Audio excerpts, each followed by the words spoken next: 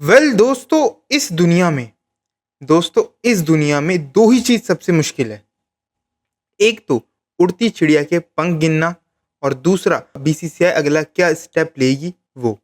बस, बाकी आप कुछ भी कर सकते हो इस दुनिया में दोस्तों। जब आप इस दुनिया में आए हो तो आप कुछ भी कर सकते हो, बट आप ये दो चीज कभी नहीं कर सकते। उड़ती चिड़िया के पंख आप गिन नहीं सकते, और तो भाई बीसीसीआई का नेक्स्ट मूव क्या होने वाला है ये। मतलब रोहित शर्मा दोस्तों, रोहित शर्मा जिस व्यक्ति ने 8-9 साल बाद टीम इंडिया को एक मेजर ट्रॉफी दिलाई थी, वो भी T20 वर्ल्ड कप में। 8-9 साल बाद इतनी बड़ी मेजर, भाई T20 वर्ल्ड कप हम 2024 का जीते थे अंडर रोहित शर्मा। एंड उसी के 8-6 महीने बाद इंडिया चैंपियंस ट्रॉफी जीत जाती है। बैक टू बैक भाई दो टाइटल आ जाते हैं हमारे पास आईसीसी के, बैक टू बैक। जहां पिछले 8-9 साल से भाई कुएं में, जिसे कहते हैं, पानी नहीं था, सूखा पड़ा हुआ था, पर सडनली सडनली दोस्तों 8-6-9 महीने में हमारे पास दो दो आईसीसी ट्रॉफियां होती है, वो भी अनबीटन। समझ रहे हो कितनी बड़ी बात है। एक टीम भाई अनबीटन दो आईसीसी ट्रॉफी जीत गई, वो भी अनबीटन। वो सबसे बड़ी बात होती है, और भाई वो शर्मा जी के अंडर टीम इंडिया ने अचीव किया दोस्तों। और हम 2023 का वर्ल्ड कप कैसे भूल सकते हैं दोस्तों। पूरा टूर्नामेंट, यही दिन थे, अक्टूबर नवंबर के दिन चल रहे थे, यही दिन चल रहे थे दोस्तों, जहां हम फुल अपना मजे में भाई अपने ट्रॉफी के ख्वाब सजाए बैठे थे कि भाई इंडिया में वर्ल्ड कप हो रहा है तो ट्रॉफी तो इस साल इंडिया में ही आएगी।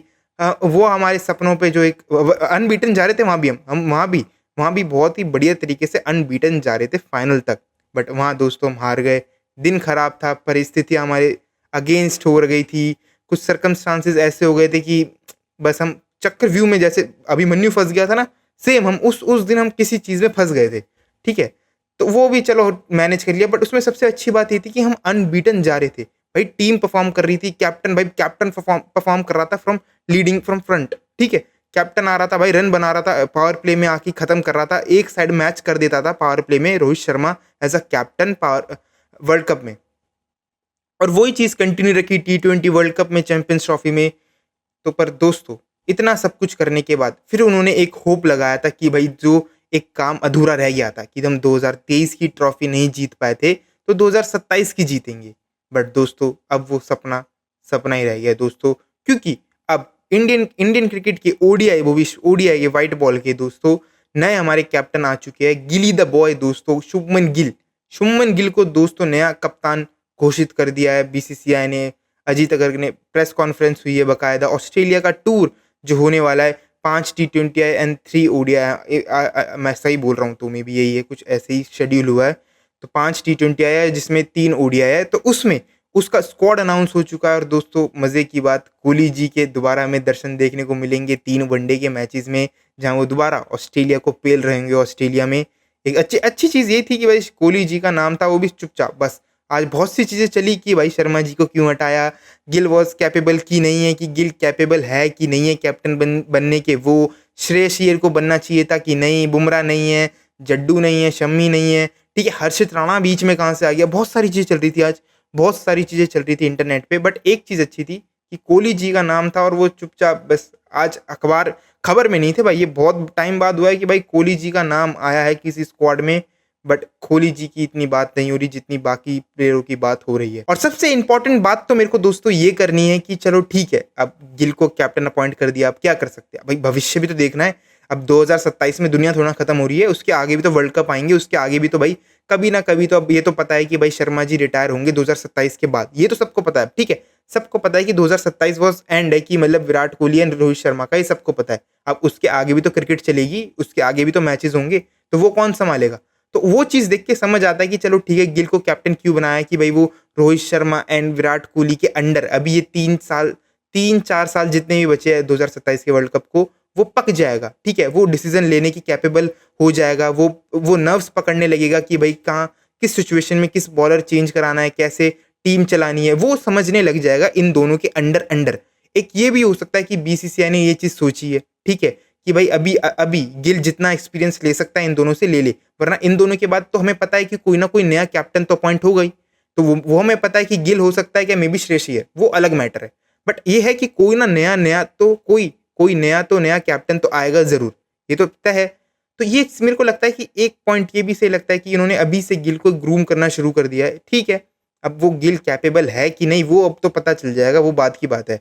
बट इन्होंने एक राइट, मेरे को लगता है कि ठीक है, बहुत से फैन का दिल दुख रहा है कि ये है भाई शर्मा जी को छोड़ दिया, ये है वो है। बट तुम क्रिकेट के कॉन्टेक्स्ट से देखोगे, तुम फ्यूचर के कॉन्टेक्स्ट से देखोगे तो तुम्हें चीज़ थोड़ी तो ठीक लगने लगेगी, ठीक है। और अब भाई ये तो प्रकृति का नियम है भाई, जो आया है वो जाएगा, हर चीज़ में होता है, ठीक है। इज़ नॉट अबाउट कि क्रिकेट, स्पोर्ट्स, हर चीज़ में यही होता है कि कभी ना कभी किसी भाई व्यक्ति को वो जगह छोड़नी पड़ती है जिस पे वो स्थान है। राजा महाराजा भी दोस्तों ऐसे ही चलते आए थे भाई। बहुत से बड़े बड़े से बड़े महाराजा, विद्वान जो लोग थे भाई, जो जिन्होंने भारत की सीमाएं बचा रखी थी, उनके साथ भी यही था कि भाई वो राजा बनते थे, फिर एक टाइम के बाद उन्हें अपनी स्थान छोड़ना पड़ता था। किसी को उनके छोटे बच्चा हो गया कि कोई भी हो गया जो कैपेबल है, उसे सीट दे देते थे कि भाई राजगद्दी अब ये संभालेगा। तो ये तो भाई पुराने ज़माने से होते आ रही है दोस्तों, इसमें तो कोई नई चीज़ नहीं है। तो सबसे ज़्यादा चीज़ जो मेरे को खटक रही है सॉरी, जो सबसे ज़्यादा चीज़ मेरे को खटक रही है वो है दोस्तों हर्षित राणा। भाई ये राणा जी का दोस्तों क्या खेल है भाई। अब इस टीम में भाई कोई परमानेंट हो या ना हो, ठीक है, पर भाई हर्ष ज़रूर परमानेंट होता है दोस्तों। सबसे ज़्यादा चीज़ मेरे को यही खटक रही है कि हर बारी जब कोई टूर हो, जब कोई बड़ा टूर्नामेंट हो आईसीसी का, जब भी कुछ ऐसी चीज़ हो, हर्षित राणा का नाम सबसे पहले होता है। भाई इस बंदे ने भाई कौन-सी भाई गंभीर की क्या अजीत अगरकर की वीडियो रख रखी है, ऐसी कौन-सी फ़ोटो ले ली भाई इनसे, कि कुछ तो है दोस्तों, वरना ऐसे आजकल कोई फ़ेवर नहीं करता किसी का, ठीक है। 2 चीज़ हो सकती है, एक तो भाई व्यक्ति भाई भगवान ही हो कि भाई वो मतलब निस्वार्थ भाव से वो दूसरों की मदद करता आ रहा है, वो देख रहा है, ठीक है। एक तो ये कि दूसरे कहीं फँस रखा है। तो गंभीर का दोस्तों मेरे को ये लगता है कि गंभीर के अगरकर का, अजीत अगरकर का कुछ तो भाई सीन है। हर्षित के पास कुछ ना कुछ फ़ोटो है, कुछ ना कुछ वीडियोज़ है, तो ये छुपा रखा है। वरना भाई हर्षित राणा परमानेंट है पिछले 3 1 साल से। 1 साल से तो बोलूँगा, क्योंकि जब से गौतम गंभीर हेड कोच बने हैं, जब से तुम देख रहे होंगे कि हर्षित राणा बहुत, बहुत, बहुत दिख रहा है। और एक साइड अभिमन्यु ईश्वरम भाई, जिसके 10,000 से ज़्यादा यानी कुछ 7,000 रन थे व्हाइट बॉल क्रिकेट में, डोमेस्टिक में, ठीक है। उसने पता नहीं कुछ 7 थे 10 थे, आई एम नॉट श्योर, अभी मैंने भूल चुका हूँ वो स्टैट। जो भी थे मतलब उसके अच्छे खासे रन थे, उसने अच्छे खासे मैचेस खेल रखे थे। बट जब भी इस वेस्ट इंडीज़ वाली सीरीज़ में अभिमन्यु ईश्वरम का नाम नहीं था, उसे ड्रॉप कर दिया था। उसे ऑस्ट्रेलिया लेकर गए, उसे इंग्लैंड लेकर गए, उसे बेंच पे बिठाया भाई, गरम उससे सीट गरम कराई, पर उसे खिलाया नहीं, उसे फिर अब ड्रॉप कर दिया, ठीक है। तो ये मेरे को समझ नहीं आता कि हर्षित राणा हर बारी क्यों? भाई और भी तो बॉलर है, ऐसे थोड़ा है कि आईपीएल में हम देखते नहीं है कितने बॉलर आते हैं जो भाई, खलील कहाँ गया? खलील भी तो भाई कंटिन्यूअसली भाई पावर प्ले में अच्छी बॉलिंग करता आ रहा है चेन्नई के लिए, और दिल्ली के लिए भी खेलता था तब भी। तो अब वो कहाँ गया सडनली? वो भी तो भाई उसने 3-4 साल में अच्छा रणजी खेला है उसने राजस्थान के लिए, आई थिंक हाँ, राजस्थान के लिए वो डोमेस्टिक क्रिकेट खेलता था। फिर सडनली उसने अच्छी भाई स्टार्टिंग में पावर प्ले में स्विंग मिलती थी, बट अब सडनली गायब हो गया। बस वो आईपीएल तक का ही रह गया। तो ये चीज़ समझ नहीं आई कि भाई ये हर्षित राणा को बहुत फेवर तो मिलता है दोस्तों इस टीम में। और जो स्क्वाड आया है ओडीआई का दोस्तों, उसमें 2 प्लेयरों का और नाम नहीं है, एक तो मोहम्मद शमी और दूसरे जड्डू भाई। दोस्तों अब ये मेरे को लग रहा है कि एंड सा लग रहा है दोस्तों। स्क्वाड में नाम नहीं आया क्योंकि अब ध्रुव जुएल को भी लिया है, प्रसिद्ध कृष्णा भी है, ठीक है, अब वॉशी भी है टीम में, स्क्वाड में है। तो वहाँ देख के मेरे को लग रहा है कि भाई टीम इंडिया इनसे आई थिंक आगे निकल गई है, स्पेशली शमी से, कि शमी अब बीच में इंजरी भी हो गई थी, ठीक है। आईपीएल भी पिछला वाला इतना खास नहीं गया था, यही 2025 वाला इतना खास नहीं गया था हैदराबाद के लिए। तो मेरे को लग रहा है भाई ये शमी से तो उठ चुके, मेरे को यही लग रहा है दोस्तों, इस शमी से उठ चुके। और जड्डू से भी मेरे को लग रहा है कि अभी वाइट बॉल क्रिकेट में, स्पेशली ओडीआई में, ये भाई मेरे को पक्का लग रहा है कि ये आई थिंक मूव ऑन हो चुके हैं। या तो ये अक्षर को देख रहे हैं या तो वॉशी को देख रहे हैं, बस ये मेरे को लग रहा है दोस्तों, कि जिस हिसाब से जड्डू का भी नाम नहीं है। और इसमें सबसे मेरे को शौक हुआ जो देख के, मैं भाई बुमराह का नाम क्यों नहीं है? ठीक है भाई, बुमराह हम जानते हैं कि भाई वो 5 टेस्ट मैच की सीरीज नहीं खेल सकता, ठीक है, उसे प्रॉब्लम हो जाती है।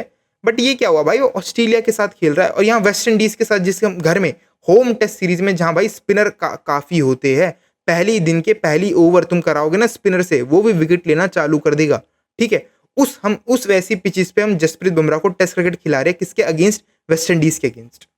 अरे वो भाई नीतीश कुमार रेड्डी भी आउट कर देगा उनके बॉलरों को, वो तो भाई कोई कंपैरिजन ही नहीं है बुमराह और वेस्ट इंडीज के बॉलरों का। बुमराह कहाँ, और भाई ऐसा लग रहा है कि गली के बच्चों को बॉलिंग कर रहा है बुमराह उधर भाई। तो कुछ वहाँ भाई मैनेजमेंट का और जो भी सिलेक्टर है इनका ये भी समझ नहीं आता।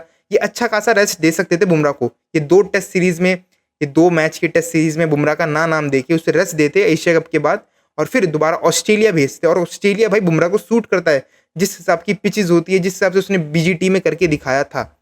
तो ये भी समझ नहीं आया कि बुमराह को वहाँ ड्रॉप क्यों कर दिया। वहाँ सिराज ज़रूर है, प्रसिद्ध भी है, वो चीज़ देख के लगी, हर्षित राणा भी है, अर्शदीप भी है, तो वो तो है, बट बुमराह का नाम तो दोस्तों वहाँ तो होना चाहिए था। अब बुमराह भाई ऑस्ट्रेलिया के अगेंस्ट नहीं खेलेगा, तो बड़ी टीमों के अगेंस्ट नहीं खेलेगा, तो उससे कहाँ खिलाओगे भाई? स्कॉटलैंड, जिम्बाब्वे के सामने क्या? और ये तो हुई थी दोस्तों ओडीआई की बात, जो ओडीआई क्रिकेट में हुआ है। जायसवाल का नाम भी, जायसवाल को भी बैकअप ओपनर की तरह रखा गया है, ठीक है। तो ये तो जो चीज़ें हुई है ये ओडीआई फॉर्मेट में, जैसे कि न्यू कैप्टन अपॉइंट होना, जड्डू का और शमी का ना होना, बुमराह का भी ना होना। बुमराह को तो आई थिंक रेस्ट ही दिया है, वो तो अलग ही बात है, ठीक है। अब शुभमन गिल को न्यू कैप्टन बनाना, श्रेयस अय्यर को वाइस कैप्टन बनाना, ये तो सारी चीज़ें हुई है जो ओडीआई में हुई है। पर T20I में जो मैं अभी भी सरप्राइज हूँ भाई, जायसवाल का नाम नहीं है, कैसे नहीं है, मेरे को तो यही समझ नहीं आता भाई। जायसवाल, वो समझ रहे हो, जायसवाल है भाई, वो मतलब राइट। तुम बात करोगे जो जो भी यंग क्रिकेटर आ रहे हैं अक्रॉस दी ऑल फॉर्मेट और ऑल कंट्री, जितने भी हम नेशन क्रिकेट खेलते हैं, उसमें तुम यंग टैलेंट की बात करोगे जो भाई पक्का, जो तुम्हें लगता है कि भाई ये कुछ ना कुछ तो करेगा इन ऑल 3 फॉर्मेट, वो है जायसवाल। बट उस बंदे का ना नाम होना, वो भी T20I में दोस्तों, थोड़ा डिसअपॉइंट करता है मेरे को दोस्तों। अब सूर्य, देखो सूर्य को तुम 1-2 साल देखोगे, सूर्य का एज अ कैप्टन बहुत अच्छा रहा है टीम इंडिया में T20I में, but as a batter average गिरी है, रन नहीं आ रहे, एशिया का प्रॉपर फ्लॉप गया, प्रॉपर फ्लॉप गया, ठीक है। तो मेरे को, जब तुम्हें गिल को, चलो गिल मेरे को, ये तो मैं इतना तो समझ चुका हूँ कि ये गिल को नहीं छोड़ने वाले, ये गिल को भाई ऑल 3 फॉर्मेट का कैप्टन मान रहे हैं, मैं समझ चुका हूँ, वो ठीक है। इसलिए उसे T20I क्रिकेट में वाइस कैप्टन बनाया है, वो भी मैं समझ गया हूँ, ठीक है।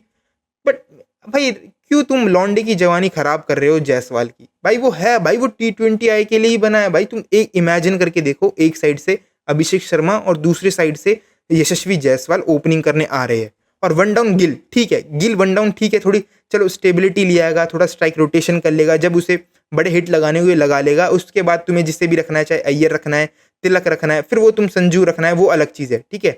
बट वैसे मैं मानूं, बताऊं तो दोस्तों, मैं शुभमन गिल को टू बी ऑनेस्ट T20I के एस्पेक्ट और T20I के उसमें तो मैं नहीं देखता हूँ, ठीक है। शुभमन गिल को, श्रेयस अय्यर को जरूर होना चाहिए, बट अब वो फिर वही है कि ये कैप्टन चेंज करेंगे नहीं, तो इसलिए गिल को बना के रखेंगे ये हर 3 फॉर्मेट में, ठीक है। ये गिल को हर तीनों फॉर्मेट में डाल देंगे, इतना तो तय है।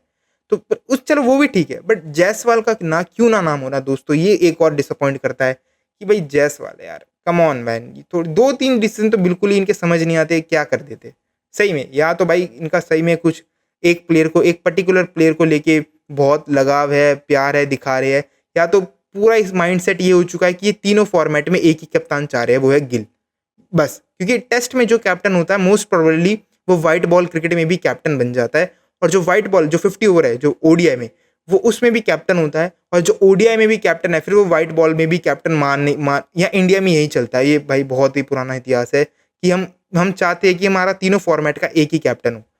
तो ये चीज़ें चलती है, ये उसमें भी गिल को पॉइंट आउट करना तो नहीं चाहिए, बट क्या करें दोस्तों, बाकी प्लेयर भी बैठे। जायसवाल को T20I में बिठाना दोस्तों, ये तो मेरे को दोस्तों बेवकूफ़ी लगती है, बेवकूफ़ी। बस आज के लिए बस यहीं तक, मिलता हूँ कुछ क्रिकेट की ऐसी अगली वीडियो में। वीडियो जरूर अच्छी लगी तो वीडियो को जरूर लाइक कर देना, अभी तक चैनल सब्सक्राइब नहीं किया तो मेक श्योर करके जाना कि चैनल सब्सक्राइब कर दो। और जो भी तुम्हारे ओपिनियन हो इस वीडियो से रिलेटेड, जो भी आप भाई स्क्वाड आए हैं, कैप्टन चेंजेस हुए, उससे रिलेटेड जो भी तुम्हारे ओपिनियन हो, मेरे को जरूर कमेंट कर सकते हो। And see you then.